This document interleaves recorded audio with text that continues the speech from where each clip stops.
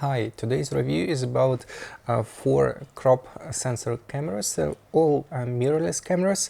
These are Fujifilm X-S10, then we have the Canon EOS M50 Mark II, then the Canon M50 Mark II, and the Nikon Z50.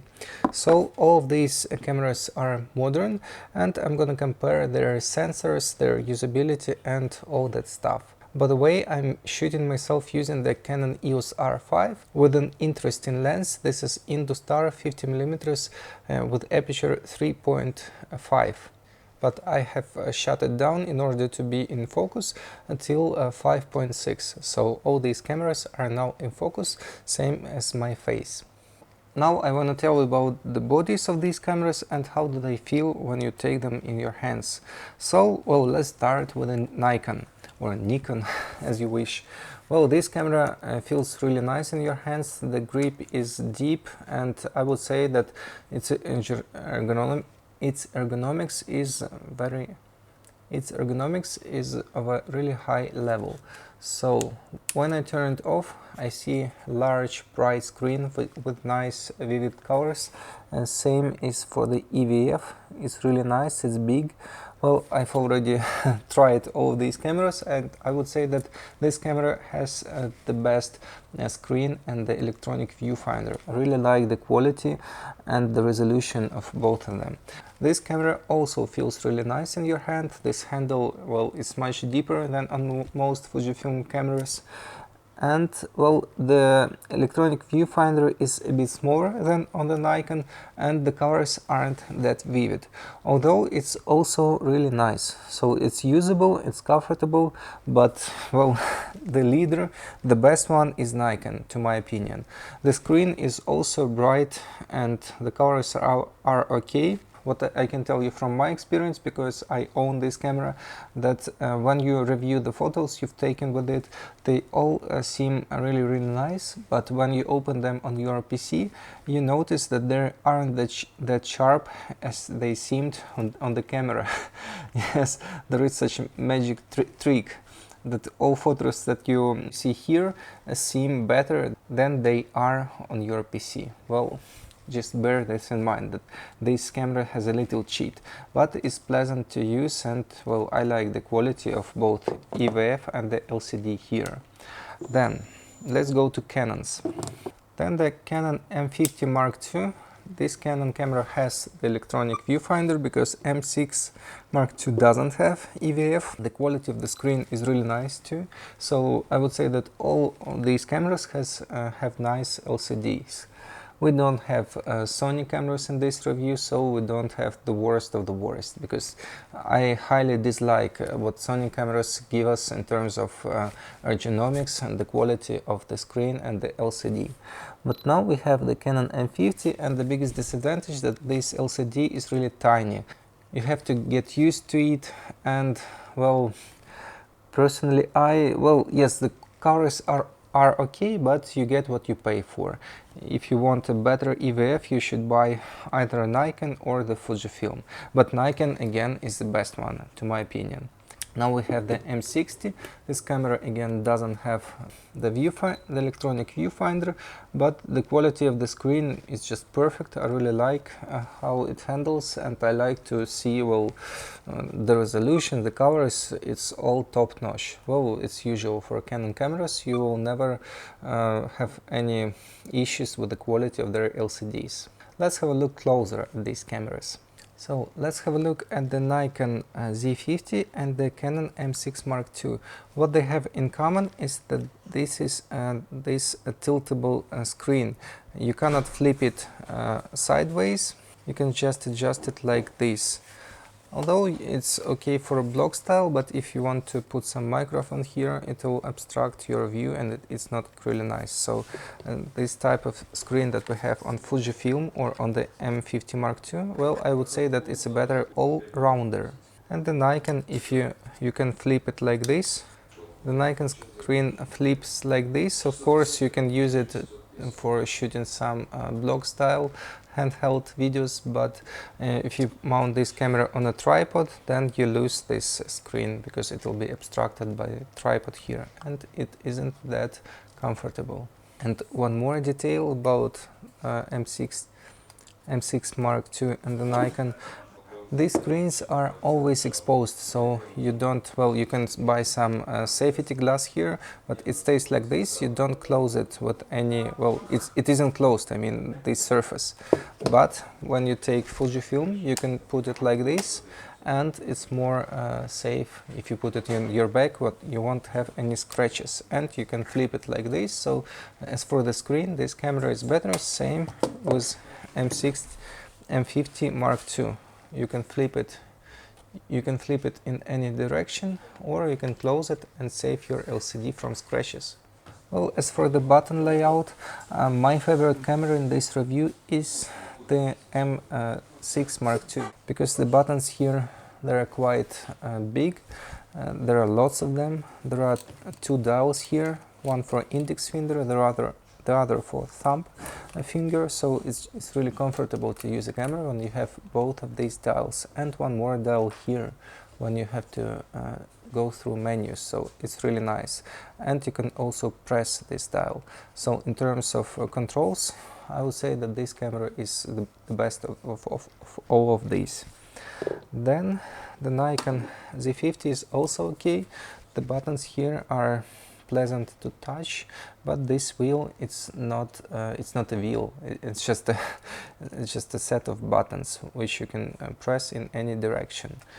And on the Nikon you have also wheel here and the wheel here. It's okay, but you don't have a wheel here, one more on this side, as Fujifilm has. But I would say that for controls this camera is okay too. Then we have the Fujifilm X-S10, and I'd say that their controls are compromised if you compare it to X-T3 or X-T4. Those cameras have much more buttons, they have more controls here, so this camera is a bit abridged in this lineup, in Fujifilm's lineup. And I had to assign lots of buttons on this camera, so the controls, well, after I got used to it, it's quite okay. But I would say that out of these cameras, this one, in terms of buttons, it's less understandable, well, for me. Although you have the wheel here and here, you have also this wheel here, which is always for film simulations in this camera. I had to spend some time assigning those buttons, so I would give this camera 4 out of 5 in terms of button layout, because I missed some buttons that I had on the Fujifilm X-T3, here, they just removed lots of buttons, and well, it's a bit a shame to me. And the least expensive in our review, M50 Mark II, this camera feels plasticky. Well, for example, here it's total plastic, but M6 Mark II here is rubberized, so it feels better in your hand here. But well, this camera is cheaper. And in terms of buttons, I would say that it's the worst of them all, because you don't have many of them, and these buttons are all situated in one area here. When I put my thumb finger, I press all of them instantaneously. So this camera is even more abridged than the Fujifilm. So in my personal opinion, the button layout, I would give it something between 3 and 4 out of 5. And we don't have a wheel under a thumb finger. Well, this camera essentially has only one wheel here, and that is all. And well, it's not so comfortable to switch some parameters when you have only one wheel. So M50 Mark II, well, it's a simple camera, and you get what you paid for. And now let's go to some tests. So let's compare these 4 cameras, starting from the M50 Mark II. Personally, I'm very interested in whether it has dual pixel autofocus in 4K crop mode, because it has now 24mm and extra crop. still, as the previous version, it has crop in 4K on a crop sensor. Then we have the M6 Mark II, which has a focal length of 35 millimeters with no additional crop, just a crop sensor, how it is. So independently whether I have Full HD or 4K, it shoots all the same, unlike M50 Mark II. Then we have the Nikon Z50, which shoots at the same, almost the same focal length, and the Fujifilm X-S10, which shoots with the kit lens, and I can't tell you the precise focal length because this lens doesn't have any focal length indicators. I just tried to make a similar field of view everywhere, and the settings are also the same. So it's 1/100th of a second shutter speed, its aperture is 5.6, and the ISO 1000, and the automatic white balance on all of these cameras. So we'll check how they perform in terms of color. Here I have the gray card, and you can check whether it is purely gray or it has some kind of tint.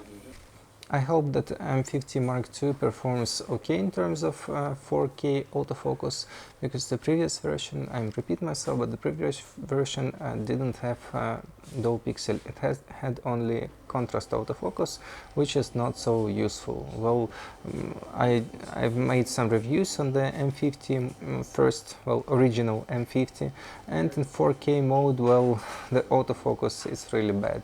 Even if you have nice light, it just hunts, it can go to background, it's just not reliable. But other three cameras in terms of autofocus, I can reassure you that they're all okay. Nikon just a tiny bit slower, but it's also okay. Fujifilm and M6 Mark II, both cameras have really fast autofocus, and I can't complain. So let's check the autofocus of the Canon M50 Mark II. Well, all other cameras, I have no doubts in their autofocus system, but the M50 had some problems, the previous version, as I have told you before, and now we check the 4K mode, whether it focuses fast and whether it has that dual pixel autofocus. I see that eye tracking indicator, that it tracks my eyes quite well, but how it works you'll notice on your monitors.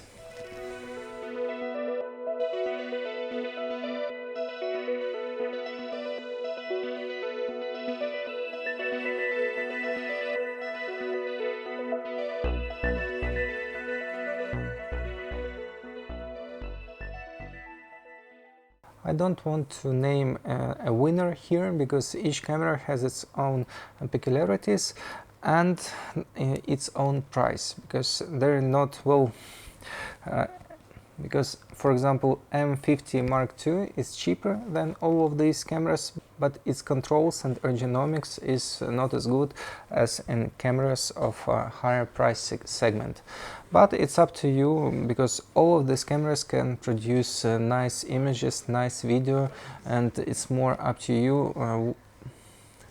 It more depends on how you shoot, what you shoot, on your skills, the quality of the pictures and video that you get then on the camera. So I advise, when you choose a camera, that you pay attention to the ease of use and how comfortable you feel yourself with it. Go to a local store, and try to hold it in your hands, feel it, and well, just what is yours and what is not, you'll feel it and understand whether it's worse or not. But in terms of image quality, all of them are decent and up to today's modern standards. So this was my review. See you in next videos.